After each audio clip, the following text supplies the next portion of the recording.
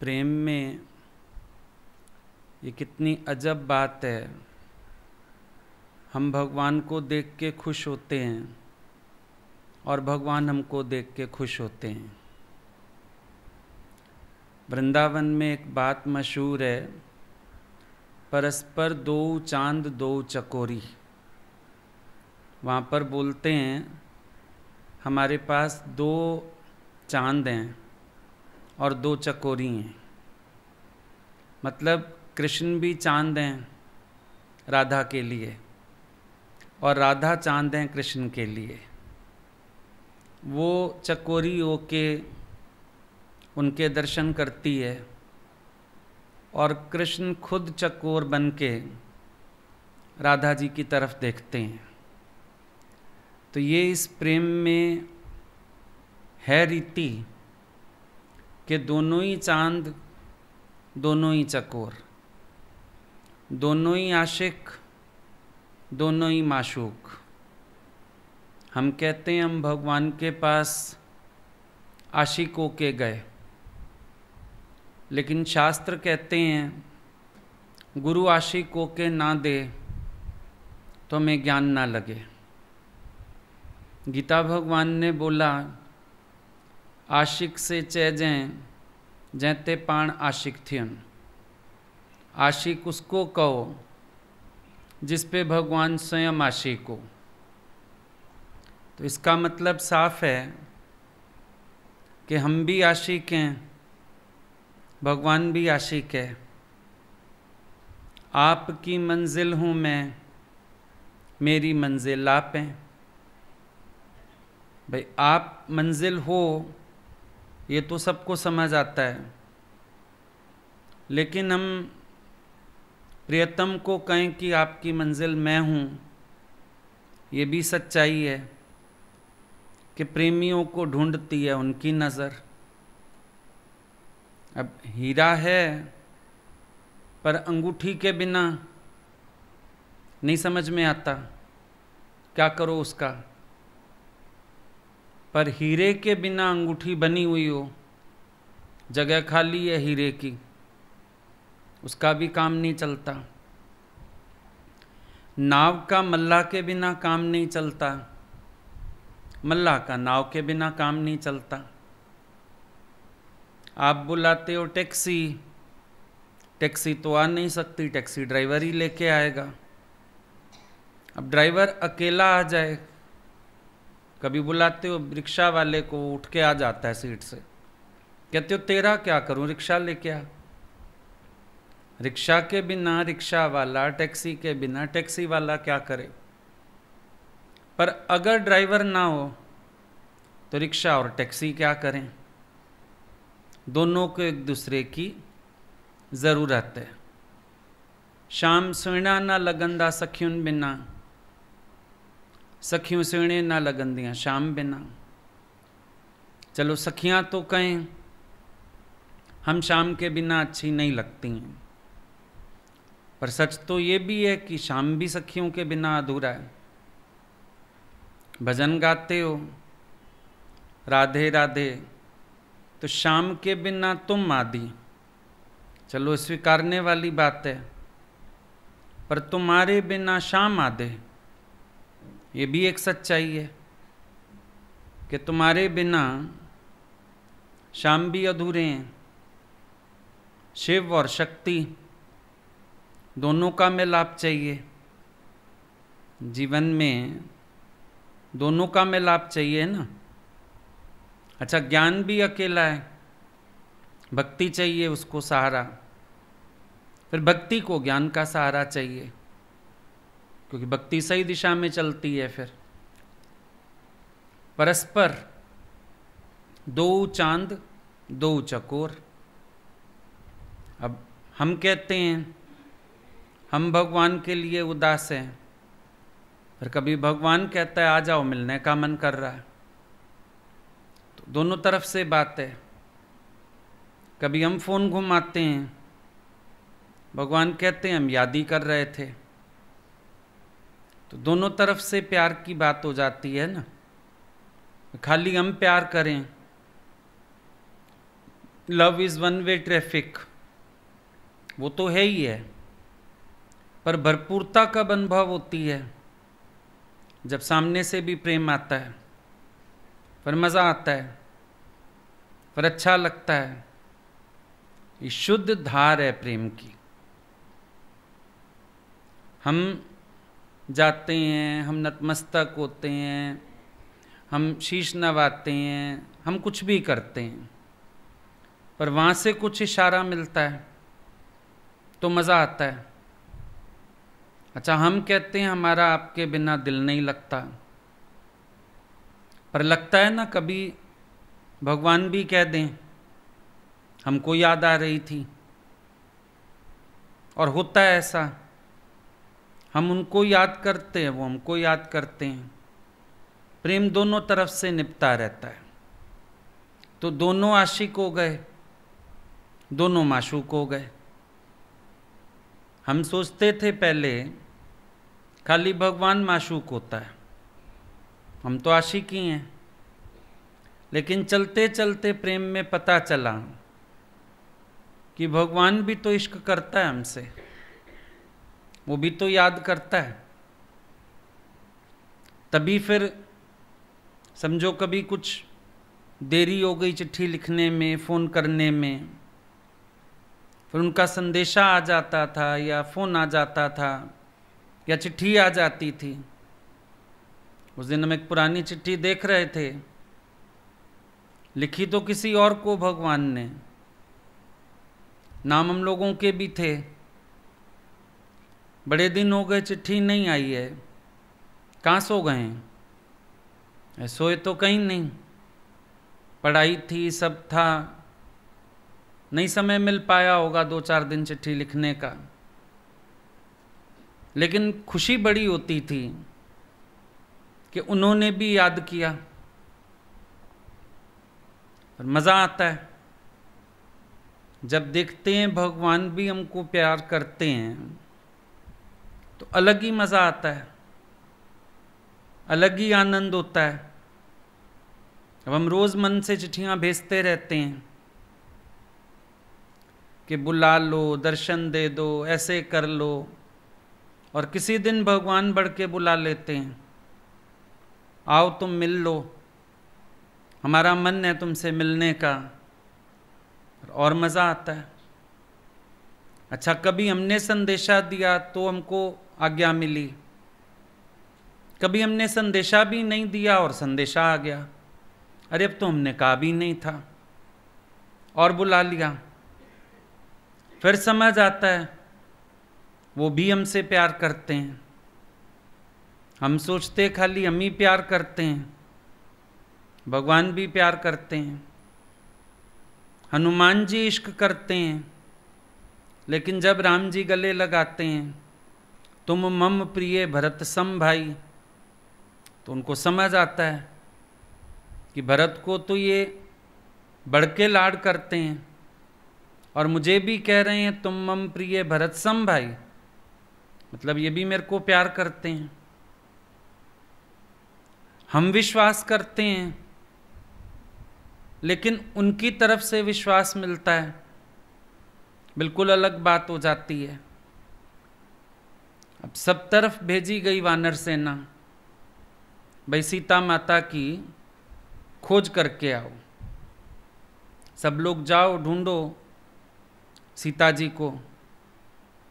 लेकिन हनुमान जी के लिए बात आई, प्रभु मुद्रिका मेल मुख माए, जल्दी लांग गए अचरज नाही। उनके लिए बात आई। 4 दिशाओं में वानर सेना भेजी गई, पर प्रभु मुद्रिका मेल मुख माए, हनुमान जी के सामने सिचुएशन आ गई, अंगूठी कहाँ रखूं? तो बोला राम नाम जीवा का गहना है, वहां रखी थी, सुनी हुई है बात। पर विश्वास देखो राम जी का, अंगूठी तो हनुमान को दे के भेजी। 3 दिशाओं के वानरों को कोई निशानी नहीं दी गई, हनुमान जी को निशानी दे दी गई। इसका मतलब भगवान का विश्वास था हनुमान जी ढूंढ के लाएंगे। उनका विश्वास है, औरों को देते, किसी को कुछ निशानी नहीं दी, मांगी भी नहीं किसी ने। हनुमान का विश्वास है, उसने मांगी। राम का विश्वास है, उन्होंने दी। हनुमान का विश्वास क्या है? अगर मेरे राम मुझे भेज रहे हैं, काम तो इन्होंने ही करना है, ये कह रहे हैं ढूंढ के आ तो मिलेगी, तो उन्होंने प्रश्न कर लिया। संशयात्मक प्रश्न नहीं कर सकता, निश्चयात्मक प्रश्न करता है। गुरु में भी जब एतबार होता है तभी ऐसी बात निकलेगी ना। और कोई कह रहा हो, कह रहे हैं, चले जाते हैं, कहाँ मिलेगी, कौन ले गया होगा, क्या पता कहाँ है। हनुमान जी पूछते हैं, माता अगर मिलेंगी तो मैं कैसे यकीन दिलाऊं कि आपने भेजा है मुझे? यह हनुमान जी का सवाल है, क्योंकि उनके अंदर यकीन है कि मेरे को मिलेंगी। क्यों मिलेंगी? भगवान मुझे विश्वास से भेज रहे हैं, इसलिए मिलेंगी। राम जी भी उसको नहीं कहते कि भाई तू निशानी मांग रहा है, पहले पता तो करके आ, देख लेंगे, फिर मैं चल पड़ूंगा, और कौन सी तुझे मिली जा रही है, इतने दिन से तो मैं ढूंढ रहा हूं। वो भी दे देते हैं, मेरी मुद्रिका ले जाओ। दो विश्वास मिल रहे हैं, ये प्रेम की पराकाष्ठा है। दो विश्वास मिल रहे हैं ना, दो दिल मिल रहे हैं, दो विश्वास मिल रहे हैं। भगवान का हमारे में एतबार है, हमारा भगवान में एतबार होना चाहिए। हम आए, हम बैठे, भगवान ने एतबार रख के हमें ज्ञान धन से भरपूर किया, अपनी पूंजी दी प्रेम की। अब हमारा भी विश्वास होना चाहिए, जिन्होंने चलाया है वही बढ़ाएंगे। फिर हम बीच बीच में हलचल में आ जाते हैं, फिर हम सोचने लगते हैं पता नहीं बढ़ेंगे कि नहीं, पता नहीं होगा कि नहीं। ये फिर विश्वास की कमी हो गई। पूर्ण विश्वास रख के चलो, पहुंचोगे ही मंजिल पर। कभी कभी हम लोग प्रश्न करते थे कोई ऊंची स्थिति का, भगवान फिर कैसा फील होता है, फिर ऐसा क्या होता है। तो एक बार किसी ने बोला, अभी तो तुम चलना शुरू किए हो, इतनी बड़ी बड़ी बातें क्यों पूछते हो, अभी एज भी क्या है। पर भगवान ने बोला इसका विश्वास होगा ना कि हम वो अनुभव कर पाएंगे, तभी तो पूछता है वो वाली बात। हालांकि अपने अंदर उस समय नहीं होगी शायद ऐसी बात, लेकिन उनकी बात सुन के अच्छा लगा। बोला विश्वास होगा अंदर में कि हम उस मंजिल को छुएंगे, तभी बार बार पूछता है फिर कैसा लगता है आपको, आज कैसा महसूस होता है, आज कैसी बात होती है। तो ये प्रेम की बात हो गई। दोनों एक दूसरे को, राधा और कृष्ण एक दूसरे को चाहते हैं, एक दूसरे को देखते हैं, और उनके इस प्रेम रस में इतनी शुद्धि है कि इसमें कोई विक्षेप नहीं है। क्योंकि प्रेम में अपने आप को खो देते हैं, इसीलिए विक्षेप नहीं है। प्रेम में विक्षेप किस चीज़ का आता है? मैं का विक्षेप आता है, अभिमान का विक्षेप आता है, अपने होने पने का विक्षेप आता है, अपनी चलाने का विक्षेप होता है।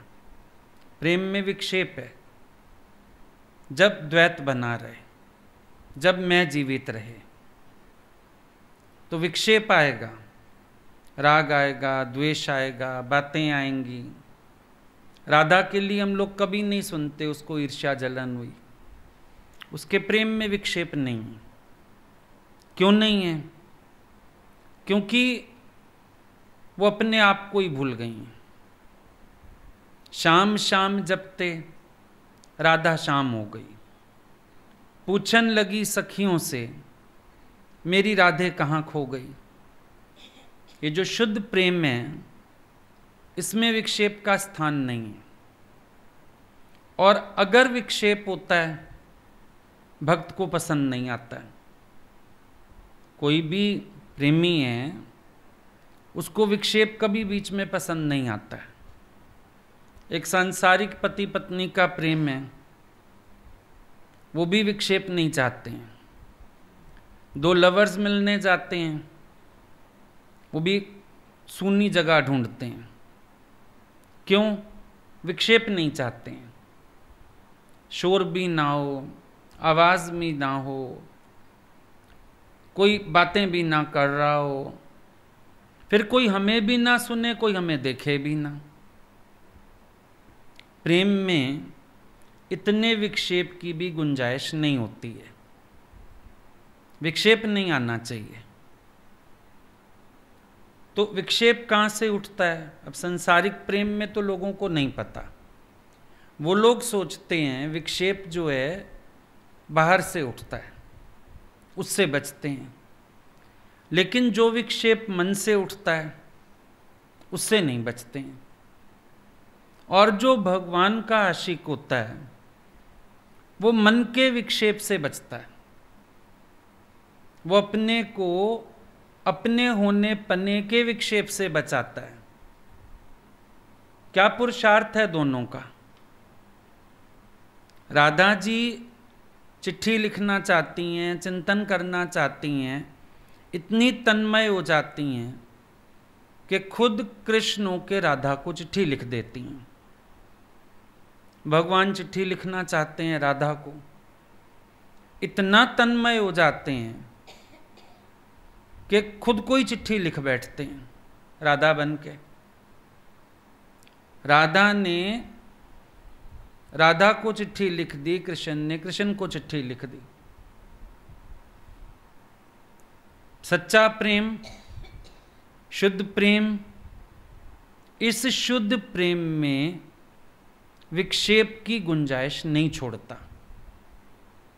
जहां विक्षेप होगा बीच में, वहां प्रेम की धार टूटेगी। इसीलिए भक्त हमेशा प्रेम में सावधान रहते हैं, कोई विक्षेप ना उत्पन्न हो। किसी भी प्रकार का विक्षेप फिर प्रेम की स्थिति को बिगाड़ देता है। विक्षेप नहीं होना चाहिए, विक्षेप रहित। तुम देखना, ना तो भक्त बाहरी संसार को बीच में लाना चाहता है। अब तुम अपने प्रेमी के संग बैठे हो, समझो एक लड़का लड़की मिले। अब लड़का उससे बात करने लगा, प्रधानमंत्री ये क्या कर रहा है, आजकल कोरोना चल रहा है, फलाना। वो भाग जाएगी, बोलेगी बेवकूफ़ है।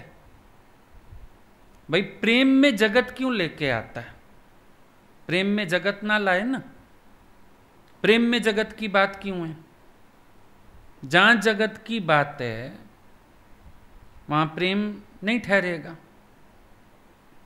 अब तुम किसी से प्रेम करो, समझो अपने ही घर में पति बैठा है प्रेम से, तुम गुरु की बात शुरू कर दो, उसको विक्षेप हो जाएगा। गुरु की बात क्यों करती है, मेरी बात कर। वो सुनना ही नहीं चाहता है, क्योंकि वो तन मन से तुम्हें अपना बनाना चाहता है। कई लड़कियां सोचती हैं शादी करके जाएंगे, फिर बस गुरु से तो यूं ही प्रेम बनाए रखेंगे। सिर्फ धोखा है अपने मन का, क्योंकि फिर बनेगी नहीं वहां पे। यहां दूसरा लाओगे, यहां प्रेम में विक्षेप हो जाएगा, वहां भगवान को ले जाओगे, वहां विक्षेप हो जाएगा।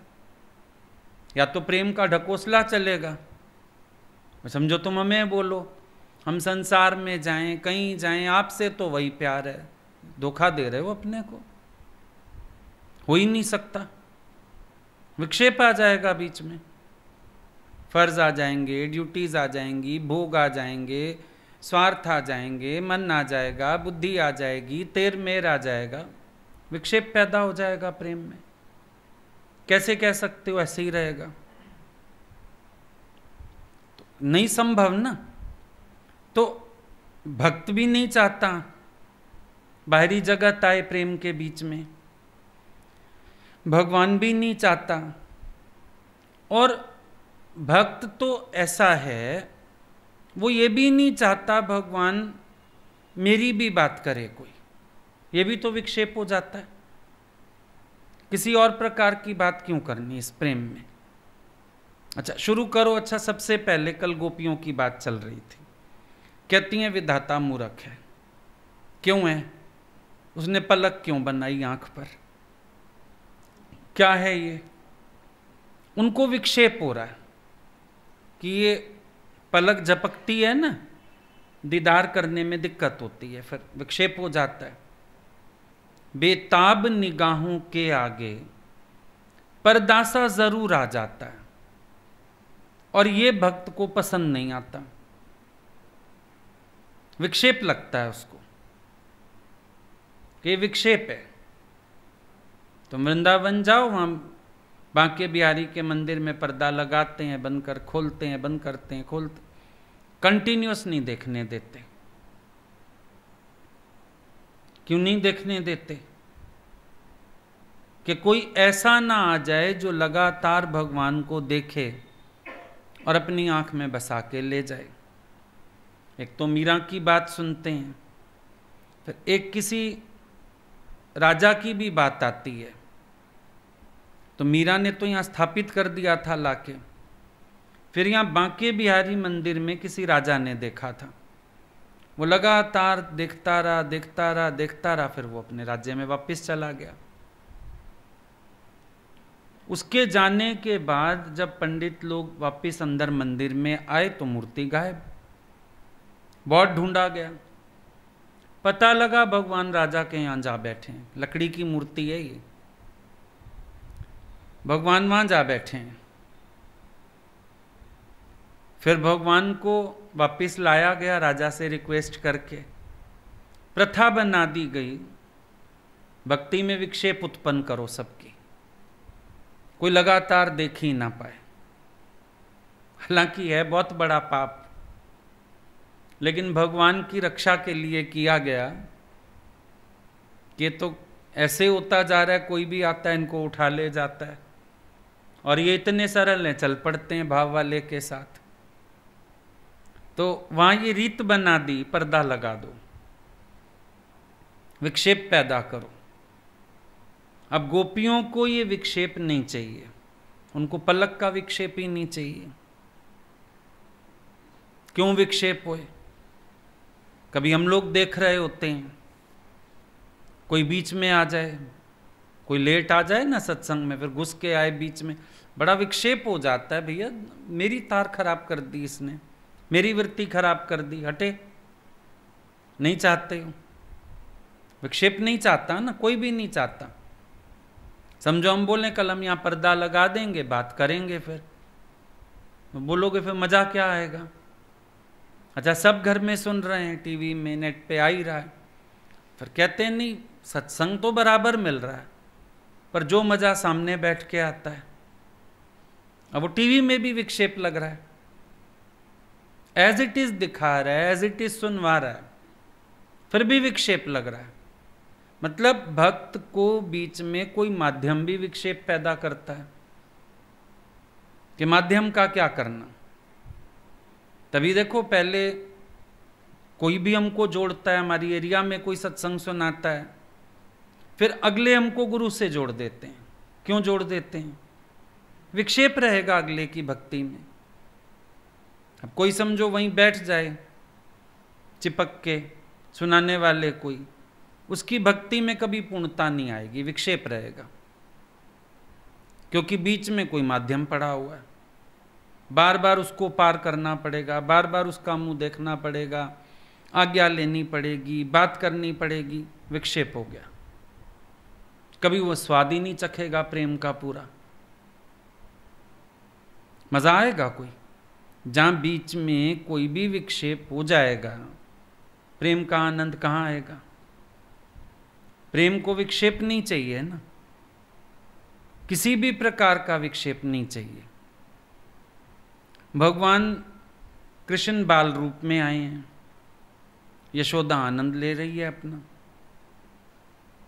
भगवान मक्खन खाते हैं, कभी मिट्टी खाते हैं। यशोदा को बाल लीला का आनंद हो रहा है।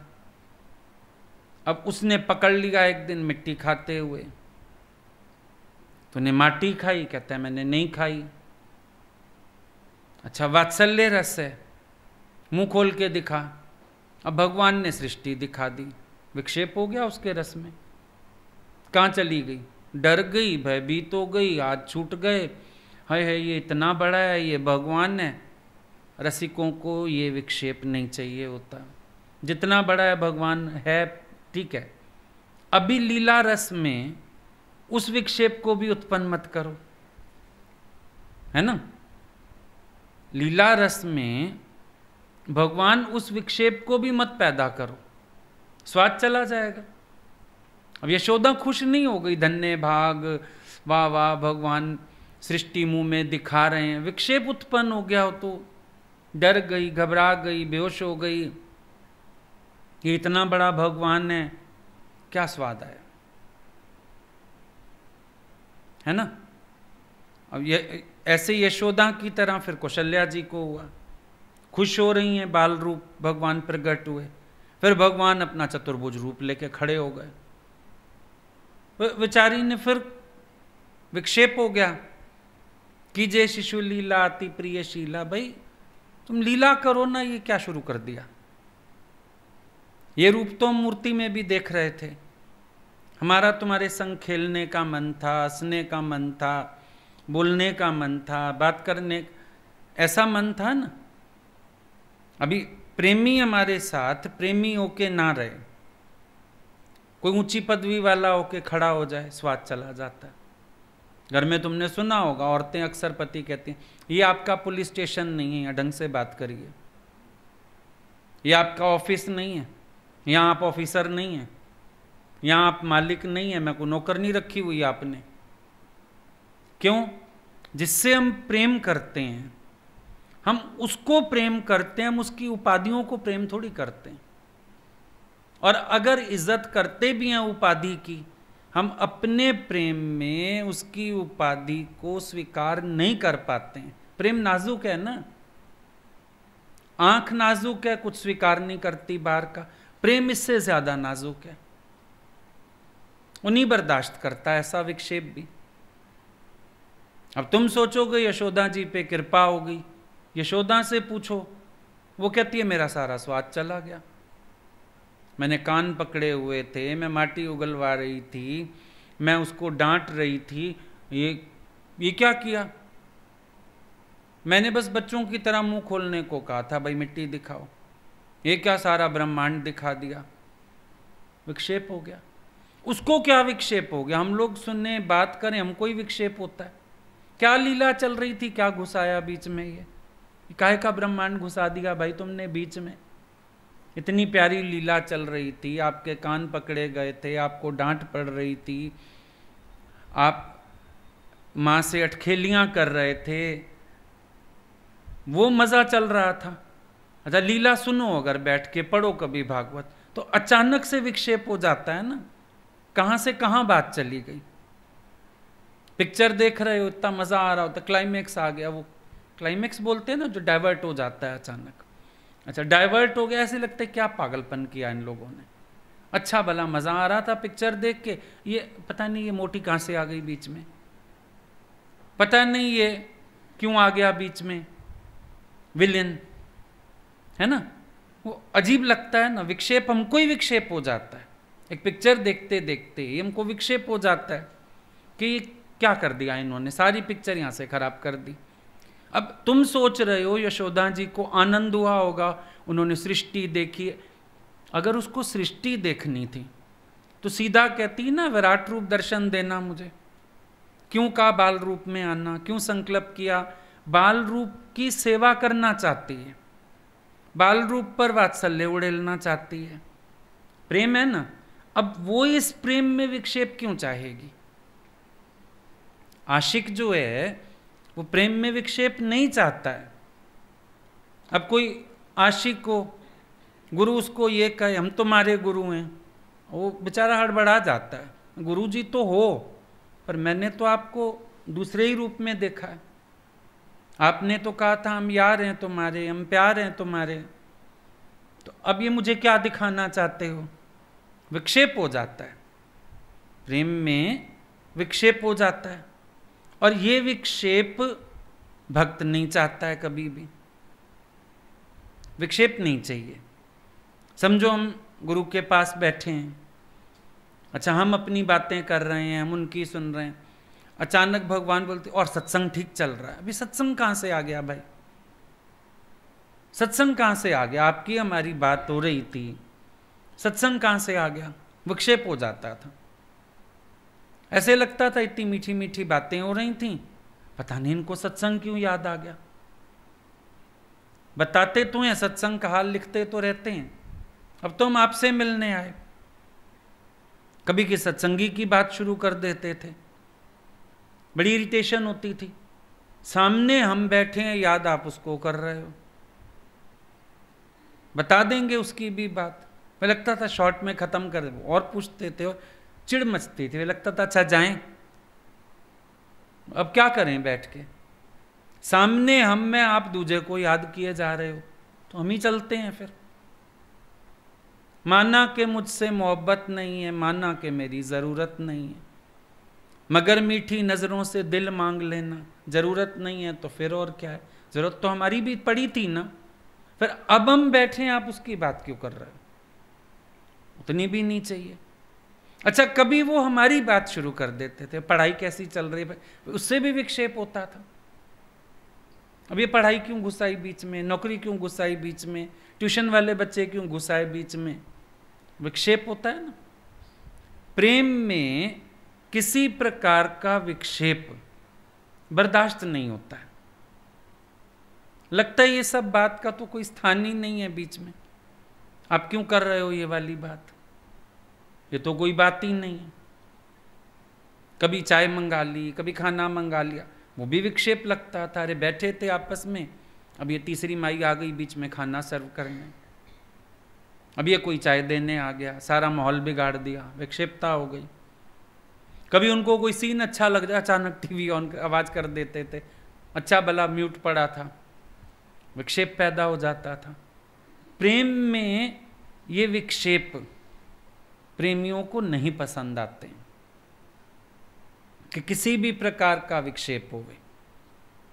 कभी प्रशंसा ही करने लगते थे, अच्छा ये शॉल तेरा प्योर है, प्यारा लग रहा है। वो लगता था इसको छोड़ो ना, इसकी भी बात क्यों कर रहे हो? बीमारी हारी पूछ लेते। शुरू में अच्छा लगता था, हम गए, भगवान ने तबीयत पूछी, भगवान ने मेरी ड्रेस देखी, उन्होंने मेरी तारीफ की, मेरी घड़ी पे भी नज़र गई, उनकी अंगूठी भी देखी उन्होंने। शुरू में बड़ा मज़ा आता था, लगता था प्रेम ही यही है। भगवान ये सब बातें करते थे, बड़ा मज़ा आता था, लगता था यही तो प्रेम है। अंदर जाते ही उन्होंने कह देना, अरे आज तो बहुत अच्छा लग रहा है, ऐसे ऐसे इशारे करते थे कभी। हाँ, लगता था देख कितना प्यार करते हैं हमसे। हमसे पूछा ड्रेस नहीं बनवाई है, कब ली, शॉल पसंद की मेरी बहुत, घड़ी मेरी बहुत अच्छी लगी, ऐसे लगता था। आगे चलते चलते उनका ध्यान इन बातों पे जाना भी विक्षेप लगता था। लगता था ये सब बातें क्यों कर रहे हैं, मेरी बात करें, मेरे से बात करें, ये तो सब इन्हीं की कृपा से मिला हुआ है, इसकी बात क्या करनी। इन्हीं को शौक है पहनो, इन्हीं को शौक है खाओ, यही कृपा करते हैं, इन्हीं को अच्छा लगता है इसीलिए हम लोग धारण कर लेते हैं। जरूरत तो लगती नहीं थी इन चीज़ों की, पर यह लगता था कि उनको पसंद है। नहीं तो बोलते थे अभी चल बाजार, मैं दिलवा के लाऊं, नहीं है तो लगता था नहीं भाई, सब जैसा वो चाहते हैं वैसा पहन लो, वैसा ओढ़ लो, वैसा कर लो। पर वो तो खाली उनके खुशी के लिए ना, पर अपनी खुशी किस में होती थी कि ये सब के नारे करो, आप तो मेरे से बातें करो, आप तो मेरी बात करो, आप तो प्रेम की बात करो। तो प्रेम में इस तरह का विक्षेप आए, ये भी तो किसी प्रेमी भक्त को पसंद नहीं आता है। अभी तुम नाच ही रहे हो, भगवान की दृष्टि तुम पर है, अचानक है और खड़ी हो गई नाचने, अब उनका ध्यान बट गया। वो भी विक्षेप नहीं सहन होता, अब इसको अभी नाचना था, पहले भजन पे मैं नहीं नाची तो ये भी नहीं नाची, अब मेरे को उठते देखा ये भी खड़ी हो गई। आते हैं ना विक्षेप इस तरह के। प्रेम में हम प्यारे का पूरा ध्यान अपने में चाहते हैं, मेरे से हंसें, मेरे से बोलें, मेरे से बातें करें, कुछ ही करें, उनका मजाक भी गुदगुदाता है, उनका बात करना भी गुदगुदाता है। बाद में यही तो यादें होती हैं, फिर सो रात को याद आता है, चेहरा याद आता है, बात याद आती है, हंसी याद आती है, मुस्कुराहट याद आती है, वो नजरें याद आती हैं इनायत वाली, यही सब तो होता है। विक्षेप नहीं चाहिए होता उसमें। समझो हम बैठे हैं, हम चरण सेवा ही कर रहे हैं, कोई आ गया बीच में, अब वो उठ गए या उन्होंने इशारा कर दिया छोड़ दो, बड़ा विक्षेप हो जाता था। ये क्या हुआ, इसको अभी आना था क्या, क्या जरूरत थी आने की। अब कहते तो हम ये हैं, भगवान के आराम में खलल डाल दिया, पर मेरे प्रेम में खलल डाल दिया, मेरी सेवा में खलल डाल दिया। भगवान तो कंफर्टेबल हैं, जो आया वो तो उससे प्यार करने बैठ गए। हमें गुस्सा किस बात पे आता है, हमारे प्रेम में किसी ने विक्षेप क्यों पैदा किया, वो नहीं मजा आता। प्रेम विक्षेप को बर्दाश्त नहीं करता है, बात ही यही है। एक बार एक बड़े रसिक भक्त थे, कृष्ण भक्त थे, और बड़े मस्त मौला, हर वक्त भाव विभोर रहते थे, मस्ती में डूबे रहना। उनके ही गुरुपुत्र थे, उन्होंने भागवत की कथा आरंभ की कहीं पर पास में, धर्मशाला थी, कोई ऐसा स्थान था, ये भी वहीं ठहरे हुए थे, उन्होंने वहाँ कथा शुरू की। अब कथा शुरू की तो कई लोगों ने इनके गुरुजी के पुत्र को चढ़ा दिया, बोला ये पाखंडी है, ढोंगी है, असल में तो आपकी इज्जत नहीं करता, इतने दिन से आपकी कथा चल रही है, आता ही नहीं है। उनको भी ध्यान चला गया, बुरा लग गया। एक कुदरत है, फूल के साथ कांटे उगी आते हैं। ये जो सच्चे प्रेमी भक्त होते हैं ना, फिर ऐसे कई विरोधी लोग पैदा हो ही जाते हैं बीच में, जिनके अपने अंदर ना प्रेम, ना भाव, ना अनुभूतियां उस तरह की, वो फिर ऐसों की भी निंदा करते हैं, उनकी बात काटते हैं, उनके विपरीत बात करते हैं, ऐसे भी होते हैं। अब ये बेचारा तो अपनी मस्ती में मगन रहता था, लेकिन लोगों ने चढ़ा दिया। उनको फिर भी पता था कि है तो बहुत रसिक, चलो मिलेगा तो पूछ लेंगे। अचानक एक आध दिन में भेंट हो गई शाम के समय। तो जो गुरुपुत्र थे उन्होंने कह दिया, बोला यार भागवत की कथा चल रही है और आजकल तो 10वां स्कंद चल रहा है, बड़ी प्यारी लीला है उसमें, आप भी आए, मुझे अच्छा लगेगा। उनके अंदर तो कुछ था नहीं, बोला हाँ ठीक है आ जाऊंगा। अगले दिन सुबह कथा में पहुंच गए उनका मन रखने के लिए, क्योंकि हर वक्त जो भाव विभोर रहता है, रस से टिमटार रहता है, भगवान में ही भीगा रहता है, उसको बाहर का विषय तो चाहिए नहीं होता भीगने के लिए, डूबने के लिए। ये सुनते तो हम इसीलिए हैं ना कि हम उस अवस्था में आ जाएं। वो उनका मन रखने के लिए चले गए। अब अच्छी भली कथा चल रही थी, धेनुकासुर का प्रसंग आया कि असुर गधे का रूप लेके आया, भगवान ने उसकी टांग पकड़ी और फेंक दिया उसको। धेनुकासुर प्रसंग चल रहा था। वो रसिक बाबा उठे और कथा में से चले गए।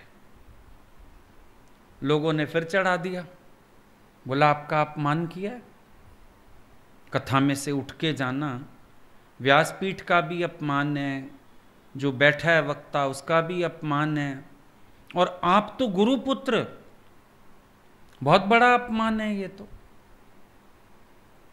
व्यासपीठ का ही आदर है, वक्ता के आने से पहले आके बैठ जाओ। वक्ता का आदर है कि आप कभी कथा बीच में छोड़ के मत उठो।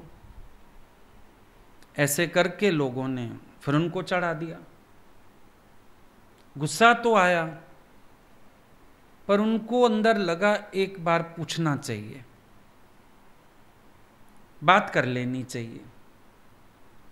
किसी का भाव प्यार पता होता है ना, विश्वास नहीं आता कि वो ऐसा करेगा, लगता है चलो एक बार पूछ लेंगे। तो उन्होंने भी कहा पूछ लेना चाहिए, कोई बात नहीं।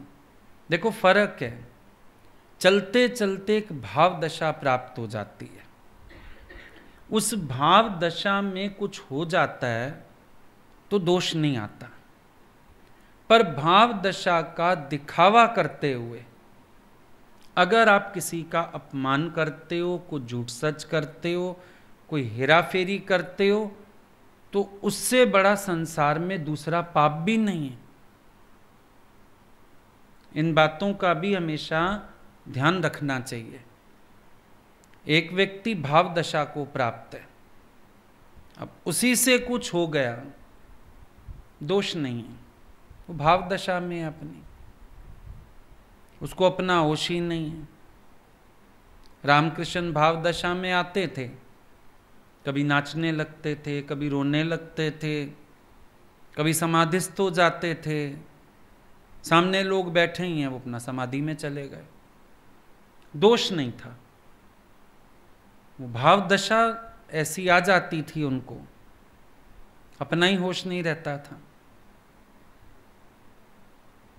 वो रो के दिखाना नहीं चाहते थे, पर वो सत्संग करते करते ही कभी उनकी तार इतनी जुड़ जाती थी, उनके आंसू बह निकलते थे।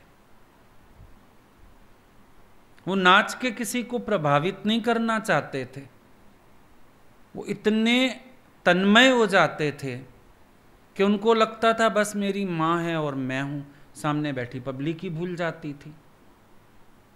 अब भाव दशा में किसी से कुछ हो जाए, कई संतों की बातें आती हैं। भाव दशा में किसी का अपमान हो गया, भाव दशा में कोई कर्म हो गया, लेकिन उनको निर्दोष ही माना जाता था। भाव दशा है भाई, कोई बात नहीं, अगले की भाव दशा ऐसी। पर एक व्यक्ति भाव दशा का दिखावा करता है, प्रेम का दिखावा करता है, और फिर वो कोई एक्शन करता है, कोई हरकत करता है, तो उस व्यक्ति के लिए हम ये नहीं कह सकते कि इसको दोष नहीं आएगा, उसको दोष तो आएगा। अब यहां पर वो महात्मा जी उठे, रसिक संत जो थे वो उठे, लोगों ने बहुत सारे ब्लेम लगा दिए, लेकिन जो गुरुपुत्र थे वो कहने लगे नहीं, पता करना चाहिए क्या हुआ था। वो खास उनसे मिलने गए, बोला क्या बात, आज आप कथा बीच में ही छोड़ के उठ गए, तबीयत तो ठीक है आपकी, सब ठीक तो था? युक्ति से पूछा। कहने लगे भाई मैं आके बैठा आपकी प्रसन्नता के लिए। बैठते ही सामने मैंने दर्शन किए, भगवान का स्वरूप जो लगा हुआ था, तो ऐसा लग रहा था वो भगवान, कोई स्वरूप ऐसा लगा होगा वहां पर। राधा जी रूठ गई हैं, भगवान मना रहे हैं। अब कह रहे हैं मैं उस स्वरूप को देखते ही खो गया, और मैं देख रहा हूँ कि भगवान मना रहे हैं राधा को, तरह तरह से बात कर रहे हैं, तरह तरह से प्रेम कर रहे हैं। और भगवान ने ना राधा का हाथ हाथ में लिया।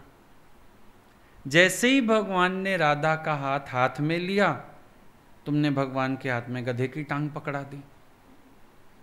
मुझे विक्षेप हो गया, तो मैं उठ के आ गया। वो गुरुपुत्र जो थे वो उनके पैरों में गिर गए। बोला कथा का सार तो आपको ही पता है। बोला सच में मुझे भी बुरा मानने वाली बात नहीं है, आपकी भाव दशा हो गई है। बोले मैं तो उसमें खोया हुआ हूं लीला में कि भगवान राधा को मना रहे हैं और तुमने उसी समय वो गधे की टांग दे दी। मैं ये भाव दशा में था कि राधा का हाथ पकड़े हैं, तुमने उसी समय कह दिया गधे की टांग पकड़े हैं। विक्षेप पैदा हो गया, मैं उसके बाद बैठ नहीं पाया। अब ये होती है अनन्यता। प्रेम में अनन्यता भी तो है ना, जब प्रेम अति में आ जाए। मीरा अपनी भाव दशा में, राणा कहता है एक बार दरबार में आ जाओ लोग देख लें। वो अपनी भाव दशा में है, वो पहुंच ही नहीं पाई, उसकी मजबूरी है, नहीं पहुंच पाती वो। ऐसा नहीं कि वो होशावास में नहीं जा रही, होशावास में तो तैयार हुई है, चलो हो आती हूँ, इतनी बातें उसने मेरी मानी, इतने कॉम्प्रोमाइज किए, मैं हो आती हूँ, तैयार होके गए। और रास्ते में जो बांसुरी सुनाई दी ना, वो भाव दशा प्राप्त हो गई।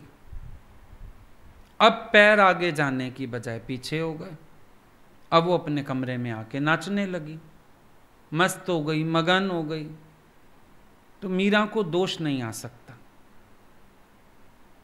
क्योंकि भाव दशा में विक्षेप की जगह नहीं है। प्रेमी के हाथ में ही नहीं रहता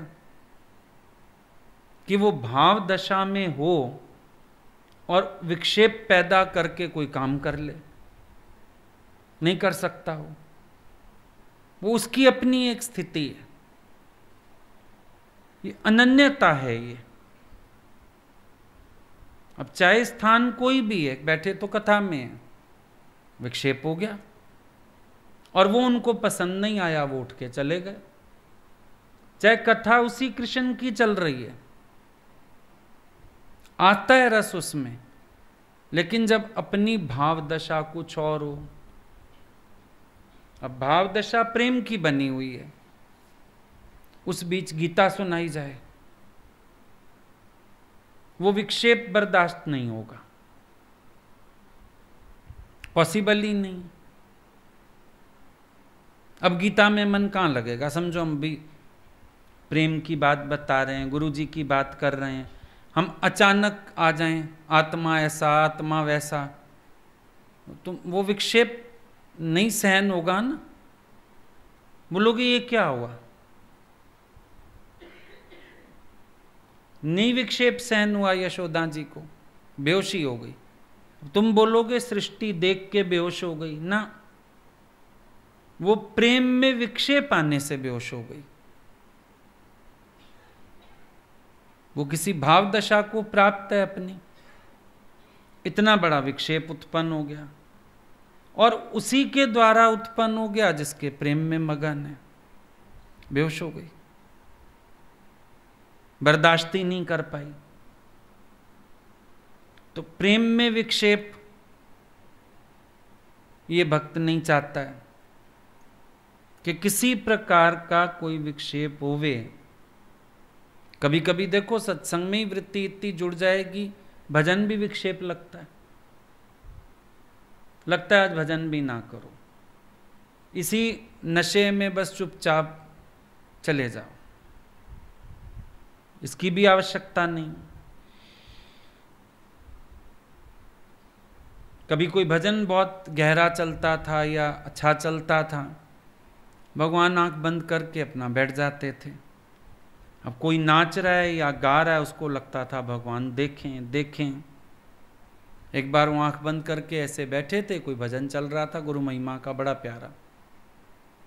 अब गाने वाले ने जरा सा पैर पे हाथ लगाने की कोशिश की कि नजरें तो मिलाओ, देखो तो सही। आंख तो खोली उन्होंने, पर इतनी जोर से देखा उसके सहित सब डर गए। फिर समझ आ गई सबको बात कि उनको इस समय ये विक्षेप नहीं पसंद आ रहा है, शायद वो अपने प्रियतम से जुड़ गए हैं। और इस समय हम जो उनको अपनी तरफ देखने को कह रहे हैं, उनको ये विक्षेप नहीं चाहिए, नहीं पसंद आ रहा ये विक्षेप भी। उनकी आंखों में अपनी मस्ती है, उनके दिलो दिमाग में इस समय अपना प्रीतम छाया हुआ है, नहीं बर्दाश्त कर पाए वो विक्षेप। खोली भी आंख, बड़ी जोर से देखा, फिर दोबारा आंख बंद कर ली। तो मालूम पड़ा कि जो प्रेमी हैं वो अपने प्रेम में विक्षेप पसंद नहीं करते। इसीलिए तो प्रेमी के जीवन से सारा संसार खत्म होता जाता है। प्रेमी का मन क्यों हटता जाता है सबसे? विक्षेप समझ आता है। अब जहां जहां विक्षेप समझ आता है वो अपने को वहां से हटाता चला जाता है, हट जाता है। सांसारिक बातें विक्षेप है, संसार वालों का संग विक्षेप है, घूमना फिरना खाना पीना भाई विक्षेप है। तो प्रेमी क्या चाहता है? वो इस सब विक्षेपता से हटना चाहता है। इसीलिए प्रेमी तुम्हें एकांत पसंद मिलेंगे। जब वो प्रियतम द्वारा ही कोई विक्षेप सहन नहीं कर पाते, तो फिर इन सब बातों को कहां सहन करेंगे? इसीलिए वो एकांतवासी हो जाते हैं। इसीलिए वो संसार से किनारा कर जाते हैं। विक्षेप ना हो हमारे प्रेम में। ये लीला यूं ही चलती रहे। आपने कभी सोचा, गोपियां जो इतनी शिकायतें करती हैं, अपने पतियों को बिठा देती किस दिन घर में, आए तो जरा डंडे मारना। सास को ले जाती किस दिन नदी किनारे कि तुम चलो एक बड़ी मेरे साथ। इसका मतलब लीला रस है। लीला में झगड़ा करना, शिकायत करना, ये भी सब रस है। इतना तो कर ही सकती हैं, और कुछ नहीं। किसी के घर जवान बेटा होगा, उसको ले जाती, नहीं तो कह देती मैं पानी भरने नहीं जाती, तुम लोग ले आओ, मेरे को वो तंग करता है। तुम्हें कोई लड़का रास्ते में तंग करता हो, तुम पति को बोलोगे तुम ही जाओ चीज ले आओ, हम नहीं जा रहे। भाई को बोलोगे भैया आप चले जाओ, मैं नहीं जाऊंगी। तो क्या गोपियों के पास कुछ भी नहीं था साधन? पर उनको पता था जो साथ जाएगा वो लीला में विक्षेप पैदा कर देगा। पहला तो विक्षेप यही हो जाएगा, भगवान ने देख लिया किसी के साथ आ रहे हैं, आएंगे ही नहीं सामने, लीला करेंगे ही नहीं। भगवान को भी तो विक्षेप पसंद नहीं है। वो कहते हैं तुम सबसे खाली होके मेरी शरण आओ, सबका चिंतन छोड़ के आओ, सबका संग छोड़ के आओ। उनको भी विक्षेपता पसंद नहीं है ना प्रेम में। जब विक्षेप नहीं होता तो लीला करते हैं, जहां विक्षेप होता है लीला नहीं करते वो भी। भगवान लीला कब करते हैं? सिर्फ प्रेमी के संग लीला करी ना, गोपियों के संग एकांत में जाके रास लीला करी ना। वहीं गांव में तो उल्टा सुविधा थी, आराम से वहीं रास कर लेते, रात को रास कर लेते, सवेरे घर जाके सो जाते, अगले दिन रात को फिर कर लेते। पर विक्षेप की संभावना बहुत है, बहुत संभावना है। रात के समय लीला करी है, पेड़ पौधे सब शांत हैं, जानवर पक्षी सब शांत हैं, किसी का विक्षेप नहीं चाहिए, किसी का विक्षेप नहीं चाहिए, प्रकृति का भी विक्षेप नहीं चाहिए। तब लीला करी है ना। भगवान को भी क्या पसंद है? विक्षेप रहित। अगर विक्षेप है तुम्हारे पास तो भगवान तुम्हें लीला का आनंद नहीं दे सकते, मुश्किल है। तुम्हारे दिमाग में कोई और बैठा है। अब कई लोग आते हैं, अब जहाँ सुनते हैं फिर वहीं फंस जाते हैं, वहीं अटक जाते हैं, तो फिर भगवान उनसे नहीं लेन देन करना चाहता, क्या करेगा? कैसे लीला रस दे? विक्षेप बैठा है बीच में, तो किसी का अहंकार अड़ाया है तुमने बीच में, विक्षेप है, नहीं चाहिए। भगवान को भी नहीं चाहिए, मजा नहीं आता उसको भी। तो गोपियां साधन कर सकती थी, नहीं किया ना। तभी देखो जब वो गोपियां बेहोश होती थीं तो भगवान को बुलाया जाता था, कान में कुछ कहते थे, उठ बैठती थीं। एक गोपी की सास को लगा पता लगाना चाहिए क्या हो रहा है। बर्तन मांजते मांजते बुढ़िया लुढ़क गई। गोपी भागी, बुला के लाई कृष्ण को, मेरी सास लुढ़क गई है आज तो। पहले तो जवान बहुएं ही बेहोश हो रही थीं, आज तो सास बेहोश हो गई है। भगवान आए, उसके कान में कहते हैं, माता जी अभी आपके बाल सफ़ेद हैं, दिल सफ़ेद नहीं है। जिस दिन दिल सफ़ेद होगा मैं अपने आप आपको मिलने आऊँगा। यही बात है। तो जब तक तेरा दिल सफ़ेद नहीं है तो भी तो विक्षेप है। तुम झूठ सच कर रहे हो, हेरा फेरी कर रहे हो, दूसरे को नीचा दिखाना चाहते हो, कुछ भी कर रहे हो, तो क्या माना जाएगा? तेरा दिल साफ नहीं है और तेरे दिल की गंदगी प्रेम में विक्षेप है। मैला दिल लेके आओगे, भगवान लीला नहीं करेंगे। शुद्ध हृदय चाहिए, शुद्ध प्रेम में विक्षेप की गुंजाइश नहीं है। और जहां कोई भी विक्षेप पैदा हो गया वहां भगवान अंतर ध्यान हो गए। तो ये बात जरूर हमें समझ में आनी चाहिए कि विक्षेप पहले तो हमें खुद को ही बर्दाश्त ना हो। भगवान की तो बात एक तरफ है, तुम ही कहां पूरा आनंद ले पाओगे। कई लोग ना सत्संग में भी बैठते, मोबाइल आगे जेंट्स लोग रख लेते हैं, उसको साइलेंट तो कर देते हैं, पर किसका फ़ोन आ रहा है, किसका मैसेज आ रहा है, बैठे बैठे उंगली मार के मैसेज कर दिया, I will call you later, उस पर लिखा हुआ रहता है टेक्स्ट, एक बटन दबाते हैं बस मैसेज चला जाता है। अच्छा, विक्षेप तो हो गया ना। अब जो रस आ रहा था, जो दर्शन का रस आ रहा था, वाणी का रस आ रहा था, विक्षेप तो हो गया। क्या आनंद लेके गया होगा। और भगवान भी नजर अब नहीं मिलाएगा, कहेगा इसको तो विक्षेप है, इसका तो बार बार ध्यान मेरे से हटके कहीं और जा रहा है।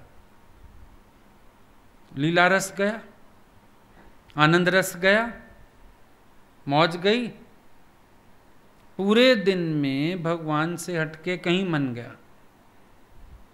अब भगवान को और संसार को तौलने में भी मन गया तो भी विक्षेप हो गया। भगवान को भी प्यार करता हूं, संसार को भी प्यार करता हूं, तो भी विक्षेप हो गया। भगवान को प्यार भी करता हूं, साथ साथ अपना प्रेजेंट, पास्ट, फ्यूचर ये सब भी सोचता हूं, ये भी विक्षेप हो गया। प्रेमी तो गले कटाने जानते हैं, प्रेमी तो अर्पण करना जानते हैं, प्रेमी तो डूब के मरना जानते हैं प्रेम में, कि प्रेमी आगे पीछे की सोचते हैं। विक्षेप हो गया ये सारा। आज तो मैं भगवान का हो जाऊं, कल मुझे मन आ गया तो, कल मुझे ख्याल आ गया तो। प्रेम कच्चा है, कच्चो रे कच्चो, झूठा प्रेम है। प्रेम चोट जिसको लगे फिर सूझे संसार, उसको झूठा जानिए, कपटी और मक्कार। प्रेमी सच्चा नहीं। एक प्रेमी तो है जो प्रेजेंट में जीता है, बाकी सारी दुनिया तो पास्ट और फ्यूचर में जीती है। प्रेमी तो हैं जो अभी के क्षण को एंजॉय करते हैं, बाकी दुनिया तो कल्पना करती है एंजॉयमेंट की, एंजॉय तो कभी कर नहीं पाती है। एक प्रेमी तो हैं जिनके लिए अभी का क्षण सब कुछ है, जब प्रियतम के पास हैं, प्यारे के पास हैं। कौन जाने कल की। जब वो मेरा चकोर मैं उसका चंदा, वो मेरा चंदा मैं उसका चकोर, जब स्थिति ये है प्रेम में, तभी तो विक्षेप नहीं है। खाली तू चांद मैं चकोर तो भी विक्षेपता रहेगी। मैं नीवा तू ऊंचा, बड़ा सारा रोला रहेगा। परस्पर दो चांद दो चकोर, अपनी अपनी हस्ती भी मिट गई, ये डिग्री भी गई। मैं चांद तू चकोर मैं चांद, ये डिग्रियां भी गईं। दोनों चकोर दोनों चांद, दोनों कृष्ण दोनों राधा, दोनों माशूक दोनों आशिक, ऐसी एकता हो गई। अब ये दो सचमुच अकेले हैं, ये दोनों सचमुच एकांत में हैं। ये सचमुच शुद्ध प्रेम को अनुभव करते हैं, जिसमें किसी प्रकार के विक्षेप की गुंजाइश नहीं है। और यही प्रेम सच्चा है।